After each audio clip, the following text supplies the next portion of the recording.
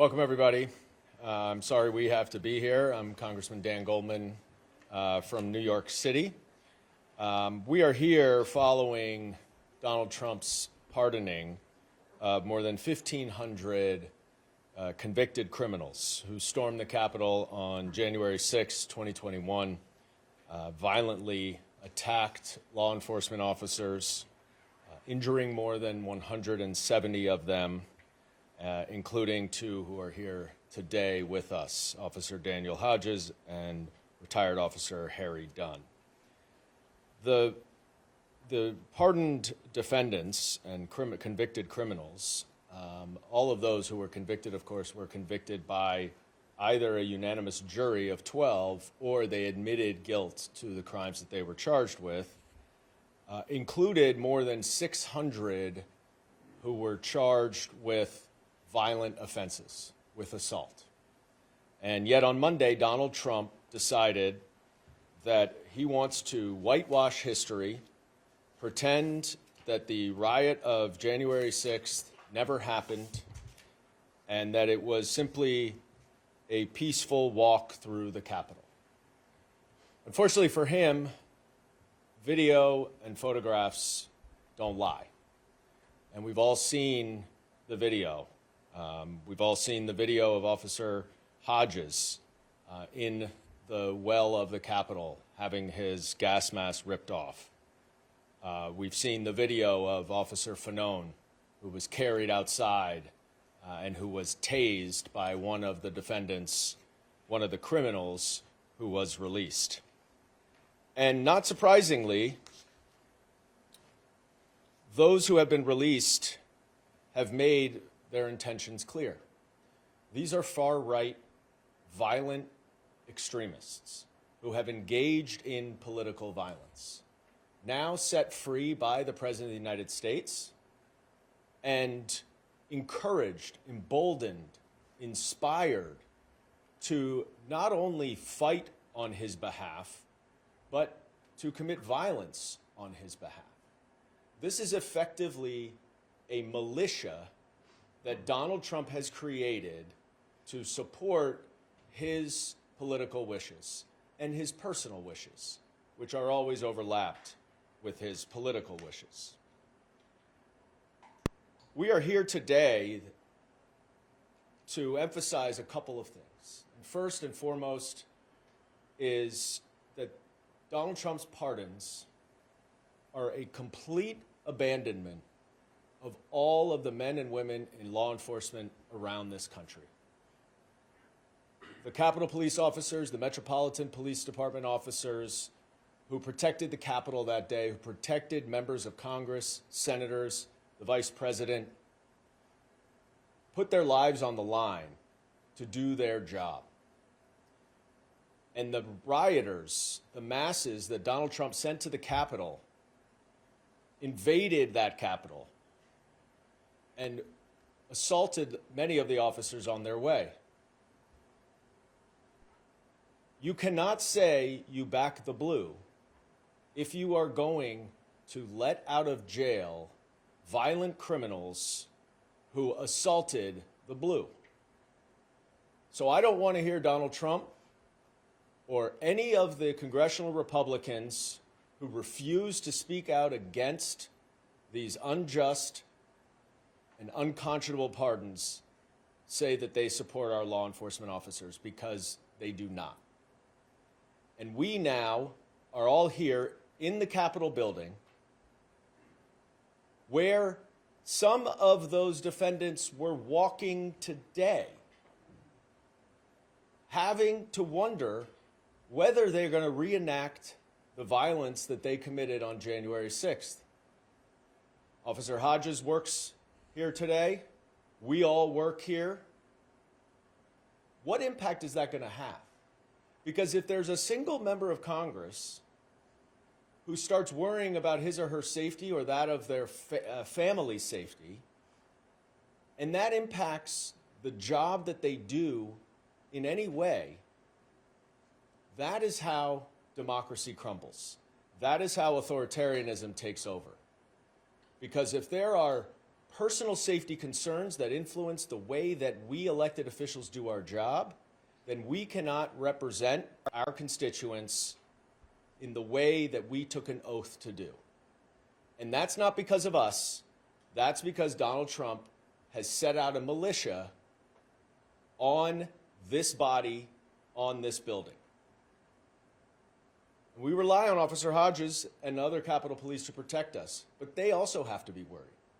And it's simply unacceptable that the President of the United States would release so many violent criminals, so many people, some of which were convicted of seditious conspiracy, a very rarely charged crime. And it's simply unacceptable. And we're here to bring light to that. I'm honored today to be joined by three other members, Congresswoman Chrissy Houlahan from Pennsylvania, Congressman Jason Crow from Colorado, Congressman Eric Swalwell from California, and as well as Officer Dunn and Hodges, and I will pass it on over to Congressman Crow. Thank you, Congressman Goldman.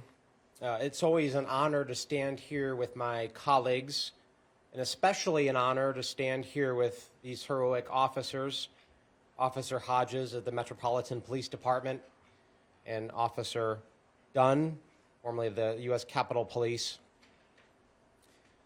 Listen, this is very simple.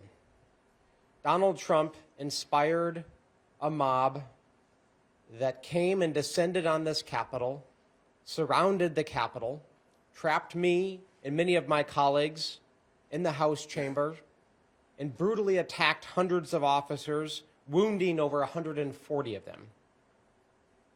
What a shameful day today, or yesterday, that he then went and pardoned hundreds of violent criminals.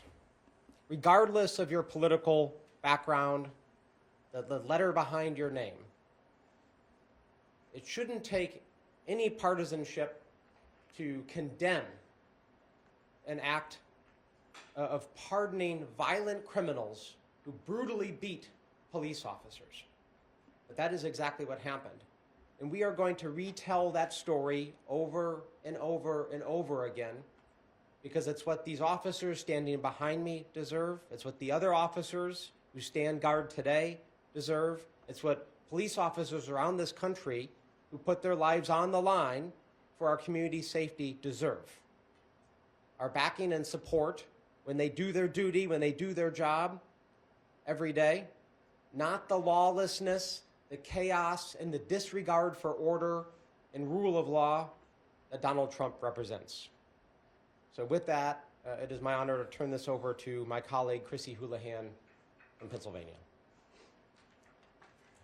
Thank you, Representative Crow, and good afternoon. It is an honor and a privilege and very humbling to be standing here amongst these heroes. As Rep. Crow mentioned, Officer Dunn and Officer Hodges, I'm grateful to you for your service. I'm Chrissy Houlahan. I come from just up the road, our nation's birthplace, the Philadelphia area. And as an elected official from that area, and frankly, elected officials from all areas, most of us engage in very sincere efforts to be very nuanced and to be not too polarizing with the way we talk to our communities and the words that we choose. We choose phrases like deeply disappointed or extremely worrisome or very concerned frequently to express a whole lot of ranges of agreement and disagreement. But today, those kinds of words really fail us because they're totally and completely inadequate to describe our feelings as we stand here. Because I'm here this afternoon, personally as a veteran who's taken an oath to defend our homeland and to keep us all safe from dangers both foreign and domestic. I'm also here as the daughter and granddaughter of veterans. I'm here as a person with family who served as police and police chiefs, and as someone who deeply and daily is grateful to the men and women and all of the people who take these oaths to protect and to defend us all. To say that the only reasonable response to President Trump's blanket pardon of more than 1,500 supporters who assaulted police when they stormed the U.S. Capitol 4 years ago is a shock or an outrage, or a profound sense of outrage and betrayal is not adequate enough. So many of you all may not call this an insurrection, but I do. Or you may not think President Trump was at fault. I do. But there can be no disagreement, and Rep. Crow talked about this, about the impact. People died. 150 officers were physically injured that day, and many others to this moment are continuing to experience trauma that requires medical help. This was, and there's no other way to describe it, political violence. And for our nation's commander-in-chief to literally give the worst of these perpetrators a pardon is chilling. So just in Pennsylvania alone, just up the road from where I come, 100 people, convicted felons, are free now and free to roam up to the Pennsylvania area to return to our communities today because of the actions of our commander-in-chief. By very definition, these are threats to our national security. This should, independent of our political affiliation, alarm us all, even the president's supporters, many of whom appropriately elected him because of a need, in their opinion, for a nation of law and order. President Trump and I disagree on a lot, and I'm sure that we'll spend the next 4 years expressing deep disappointment with one another, with worry and concern over differences in policy. That's normal. That's the back and forth between parties and how best to advance our country. We can agree to disagree. But blanket pardons such as these, and at this scale, are simply obscene. I have no other word to describe it. Let me repeat, this was political violence, plain and simple, and for our nation's commander-in-chief to literally give the worst of these violent offenders and perpetrators a pardon is obscene. And let's be clear, these pardons are a message to President Trump's most violent supporters that he has their back, that violence committed in his name is protected, and that violence committed against law enforcement officers is protected. And this should be a warning to us all. So I have a couple of action items for you all. I call on President Trump's supporters to be cautious and to please think independently.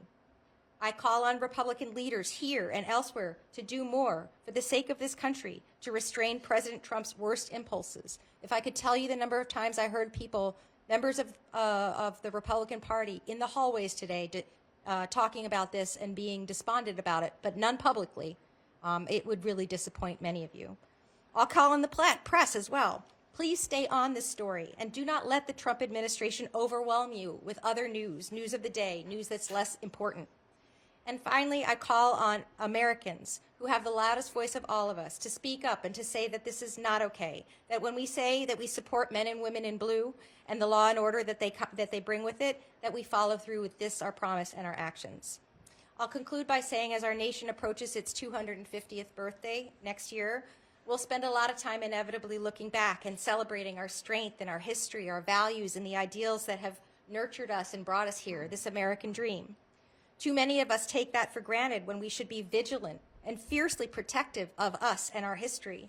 So I want us to leave with a warning from our founding father, the founding father of Pennsylvania's very own Benjamin Franklin, who described our new nation, and this still indeed today is a very new nation, as a republic, but only if we can keep it. Thank you very much for the opportunity to stand in solidarity. With that, I have the privilege of introducing Congressman Swalwell. Thank you, Chrissy. And thank you, Dan Goldman, for organizing this, and to Jason and the officers. My name is Eric Swalwell. I'm the son of a police officer. I have two brothers who today still walk the beat. I'm a former prosecutor, so I can tell the difference between a cop and a convict. And Donald Trump just unleashed and released into our communities over 1,000 criminals, many of them who committed violent acts. And nothing about what Donald Trump did erases what those individuals did on January 6th. Nothing erases what they did. But we should erase this concept that Donald Trump and the Republican Party have the backs of law enforcement officers. Donald Trump does not back the blue. He backs the coup. And this action makes that absolutely clear.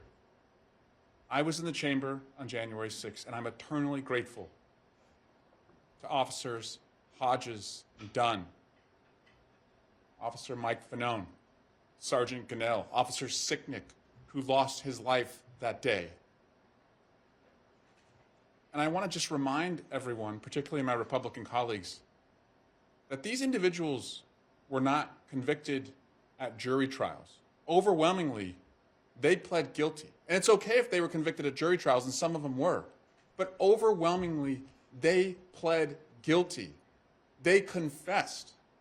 They pled guilty because they are guilty, including the individual who brought the most trauma to Officer Fanone by tasing him, causing a heart attack and a traumatic brain injury, now released into our communities. So why would Donald Trump do this? He's doing it because he knows he is principally responsible for the violence on January 6th. And so for Donald Trump to self-exonerate, he has to exonerate them. And if he exonerates them, then he believes that his own hands are clean. They're not clean. We're not going away. It's said that history is written by the winners. Donald Trump won an election, but he has not won the truth. So we're not going to let this go away. We're going to hold our Republican colleagues to account. They have a very thin majority in this caucus. They could not do anything in the last Congress without the majority of the votes coming from Democrats. So we're going to stand up for law enforcement. We're going to stand up for our democracy. And this story is not yet complete. And with that, I do want to introduce one of the heroes of that day, and that's a former Capitol Hill police officer, Harry Dunn. Good afternoon. Forgive me for the Fetterman get up. I like to be comfortable talking about uncomfortable things. Was just going to talk off my head, the top of my head, and I know I could get a little carried away, a little emotional, angry. And if you're not, something's the matter with you. But I did write down something that I did want to make sure that I say. Donald Trump made what he did a campaign promise. He was clear about where he stood. He was proud of the people who stormed the Capitol on January 6th. He made this very clear on January 7th, 2021. Anyone pretending to be outraged and shocked and surprised, you just haven't been paying attention. The Republican Party has long claimed to be the party of law and order. Back to blue. However, many lawmakers' silence and refusal to push back against Donald Trump's actions make it incredibly hard to take that claim serious. Many of the officers that were brutally assaulted that day are the same officers who protected Donald Trump on Monday. Think about that for a minute. Just sit with that for a minute. The same people that Donald Trump sent to a mob to attack are the same people that made sure he was safe on Monday. They're the same officers who protect members of Congress every day, to include Speaker of the House Mike Johnson. He has a security detail. Mike Johnson's security detail spends more time with him than they do their own families. So these Republican members that are scared or whatever, lack the courage to speak out against what Donald Trump has done. Like the Congresswoman said, they tell you in private that's not good enough. That's what I just wanted to make sure I said. Now I'll just rant off the top of my head. I'm upset. It's been 4 years of us, he's off, Danny, Sergeant Gannell, who's not here right now. Sergeant Gannell would love to be here right now. He's struggling, like a lot of us are. He would love to be here. We've been saying the same thing for 4 years. A lot of reporters called me and asked me to react to the news of the pardon. What more do you want me to say? What can I say differently that I haven't been saying for 4 years? His supporters, his encouragers, his enablers in Congress didn't say anything when Donald Trump told you exactly what he was going to do. My outrage, sure, it lies with Donald Trump. It lies with, absolutely. But I think I'm more upset at the people who are more surprised now and shocked now that Donald Trump did what he said he was going to do from the start. Christopher Wray called these individuals domestic terrorists. Y'all didn't win. Y'all not gonna win. On January 6th, I was surrounded by a group of brave men and women who refused to quit. I'm really honored right now to be surrounded by some brave men and women right now in the Congress. I really appreciate you all. The winner writes history. He didn't win. He's not going to. I'm not going away. That's it. Sorry, Danny, go ahead. Yeah, Danny. No, I'm going to just say one quick story about Officer Hodges before I introduce him.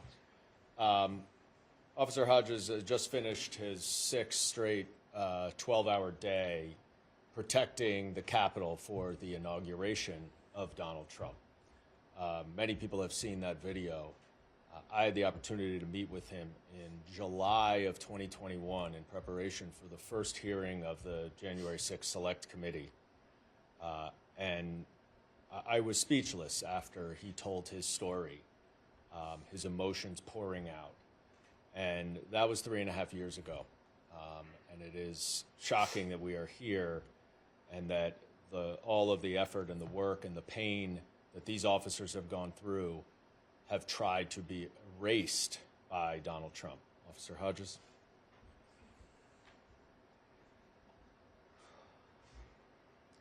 Good evening. I'm here today in my personal capacity, and I hope you'll forgive me if I am a bit scattered because, as the congressman said, I've been working pretty much nonstop since last Friday, I think, for Donald Trump's 2nd inauguration. Working to make sure that everyone who came to D.C. had adequate law enforcement services, that they were protected, that the transfer of power was peaceful.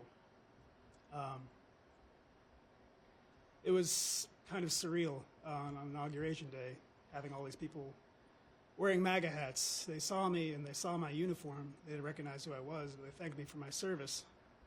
And it reminded me of January 6th, 2021, because on that morning they thanked me for my service too. And then they went into the ellipse and listened to Donald Trump speak. And Trump was told they were armed and he didn't care. He told them they had to fight. Fight, fight, fight. And then he sent them to the Capitol. And once they went to the Capitol, they didn't thank me anymore. They called me a traitor, telling me to remember my oath.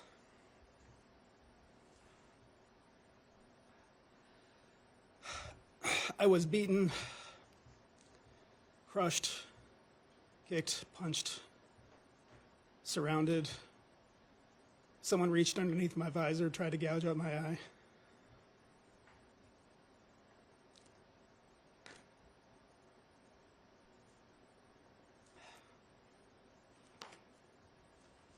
And all these people were just pardoned by Donald Trump, who says that they were the real victims, that they were the patriots. I don't understand how anyone can believe that. Donald Trump, everything he is, everything he stands for is anathema to me.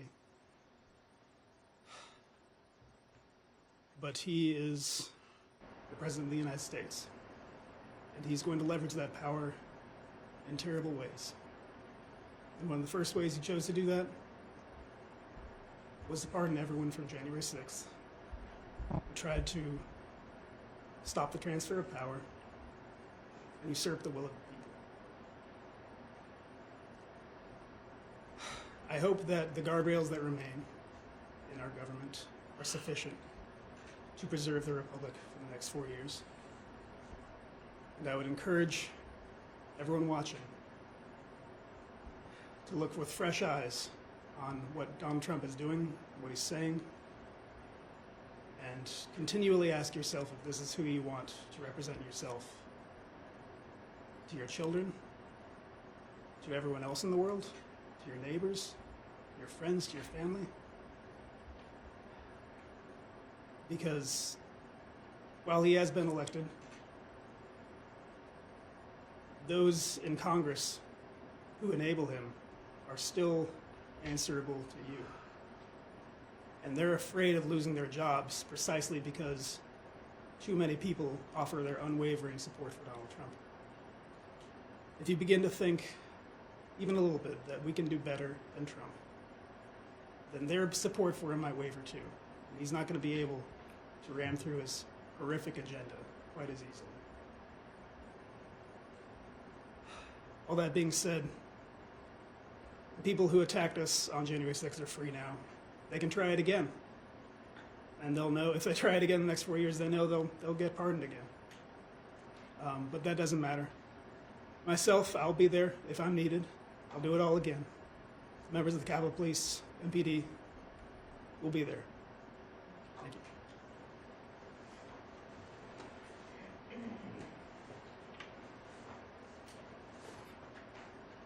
As Officer Dunn said, we invited Sergeant Aquilino Ganell to join us today, but he declined because he's understandably very upset with what has happened, but he sent a statement that I'm going to read.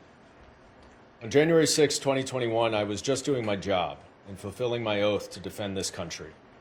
American citizens attacked the Capitol, injuring me and my colleagues. We, the officers, protected all elected officials, regardless of their political party.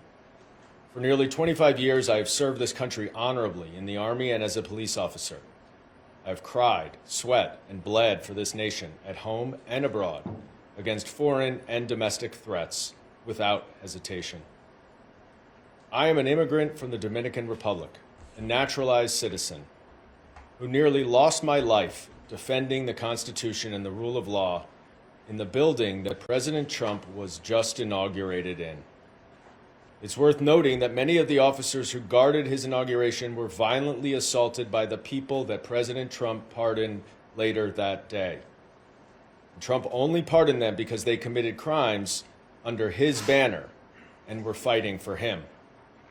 These were rioters who attacked police officers. In my case, more than 40 rioters assaulted me.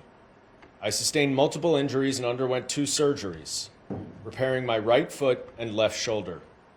I had cuts and bruises all over my body that day. Yet, despite my injuries, I showed up to work on January 7th. Exhausted, traumatized, injured, and betrayed, I continued protecting those same lawmakers who turned their backs on us.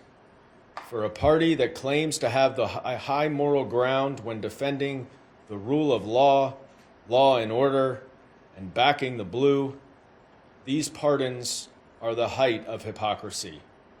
The veil has been lifted. The Republican Party does not support the officers who saved their lives from the enraged mob who made them run in fear for their lives. At the tunnel entrance, I risked it all. I was maced, overwhelmed, and attacked for trying to prevent the marauders from hunting members of Congress room by room.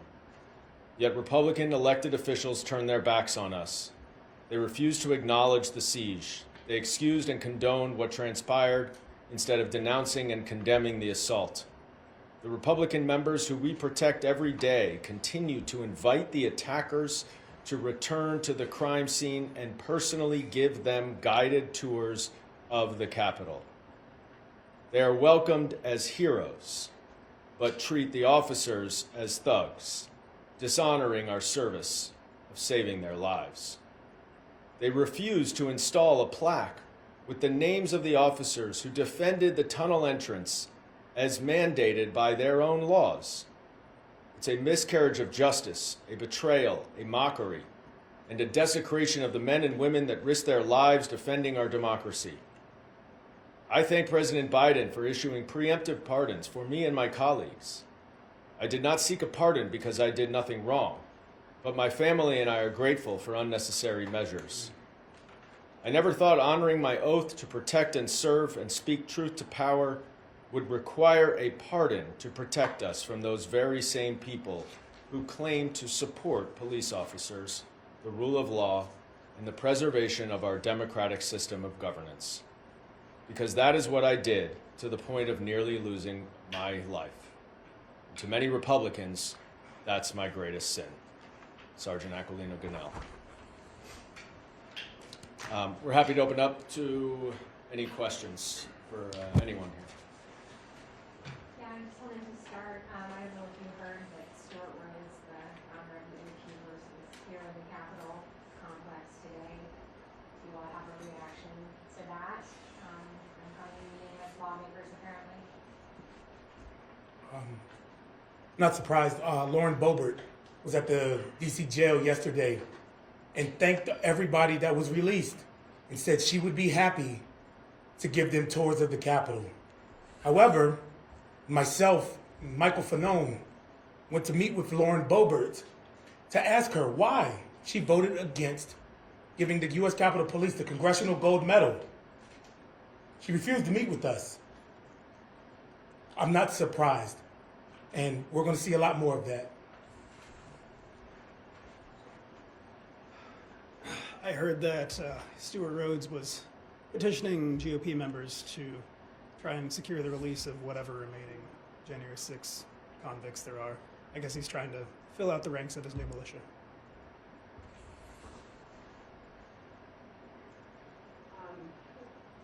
Earlier this month, Officer Fanone spoke to reporters on the eve of January 6th, talking about how he's gotten increased threats closer to the inauguration for his life. I was wondering if you guys have received any threats and if you guys are concerned about your safety at all.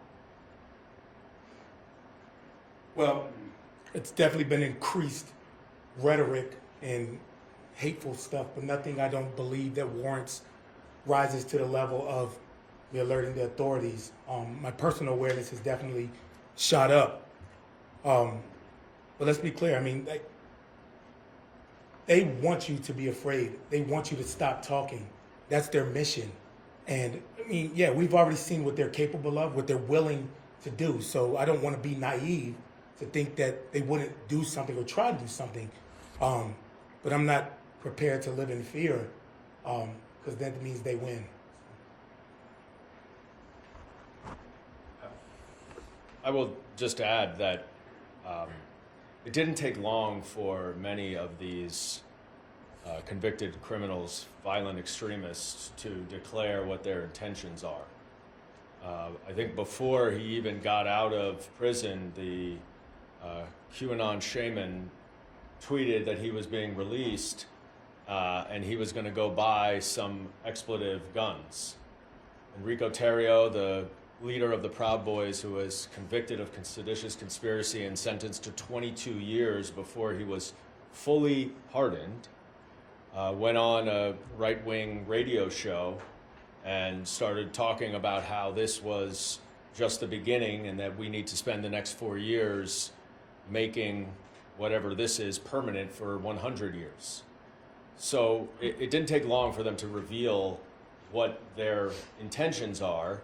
And it shouldn't be a surprise to us, given that Christopher Wray, the FBI director, has repeatedly said that domestic violent extremism is the greatest threat to our homeland security. This afternoon, Speaker Johnson announced that he was going to create a select subcommittee at the Judiciary Committee to investigate everything around January 6th and everything after that. Presume that some of the preemptive pardons that President Biden issued for the members of the J6 committee will be something that that committee also investigates. Congressman Crow, I wondered if you have any reaction to the formation of this select committee, and do you guys have any sense of whether them perhaps will participate in any sense in those discussions? Sure. I also saw the news about the creation of this select subcommittee under the Judiciary Committee.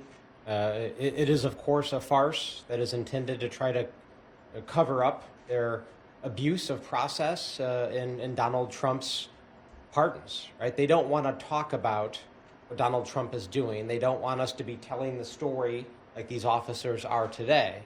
So it's another diversion, it's another distraction. in an attempt to rewrite history, but also to confuse folks. But you heard pretty clearly today that we're not confused and we're not distracted, nor will we be. We're going to continue to tell the story loudly, clearly, repeatedly about the criminality, about the abuse, not just of power, but of our law enforcement, of the blue, and we're not going to stop. Two things. There was a story today that Donald Trump might now be thinking of inviting some of these former prisoners to the White House. I wonder what you both officers think of that. Separately, during a press conference yesterday when he was asked to defend his actions, specifically vis-a-vis the prisoners that beat up police officers like yourselves, he said that I am the friend of police more than any other president that's been in the office. And he went on to say, we pardon people who were treated unbelievably poorly. In the history of our country, there has never been anything take place like this. I just wondered, both of you, what your reactions to his response and the fact that he might now host some of these people inside the White House. Well, he's right about one thing. There's nothing like January 6th that's ever happened in our country before. Donald Trump is not a friend of the police. What Donald Trump is a friend to is anyone or anything that flatters him, increases his wealth, or secures his power. Now, through his life, he has attained a great deal of wealth and power, and allegedly. But it's our law enforcement's duty to uphold the law that involves protecting him. So he appreciates that aspect of law enforcement and that we guarantee his safety and his place in society until the voters choose differently. And as for inviting these people into the White House, I mean, yeah, of course he would do that. He recorded them singing the national anthem and played it at his rallies. He's absolutely tied himself to these people, and he can't let go of that, because if he were ever able to come close to the truth, he would have to admit his own role in the insurrection. That's never going to happen.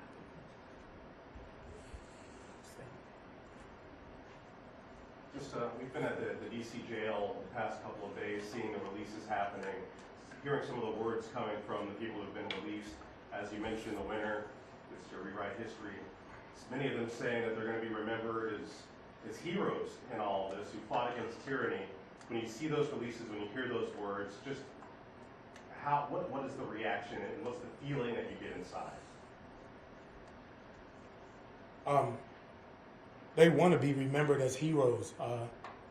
Danny, myself, I think I speak for every single other officer. You don't want that title.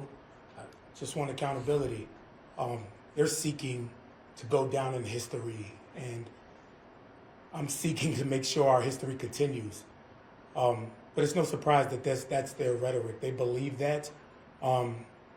It's insulting, but it's expected. Like I said, it's been 4 years of dealing with this, and I'm almost tired of talking, but that caveat, the winner, they want you to stop talking. I can't, no matter how tired of it I am. And I think that's what my message to everybody listening and watching, you can't stop. We can't quit. Just, if everybody threw their hands up and said, I'm done with this, when anything got hard, slavery would still be legal, women wouldn't have the right to vote. There are so many things in this lifetime that have been it seemed impossible to attain. And this may be one of them. But it's worth it, and that's why I'm still going.